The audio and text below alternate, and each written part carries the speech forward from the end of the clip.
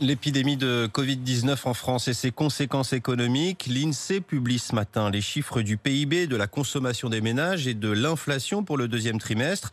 Ne nous cachons pas, ils ne seront pas bons. De grandes entreprises françaises ont d'ailleurs publié dès hier des chiffres alarmants, des pertes financières records. Marie Régnier.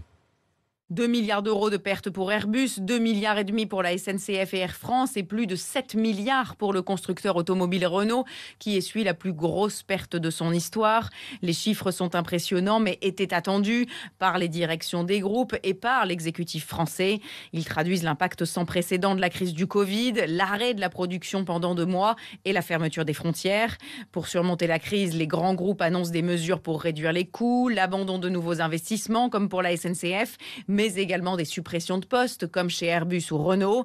La crainte porte aussi sur les sous-traitants de ces grands groupes, des PME qui sont moins armés pour affronter la crise, mais que l'exécutif a soutenu à travers les mesures de chômage partiel et le système de prêts garantis par l'État. Et on reviendra évidemment sur ces chiffres publiés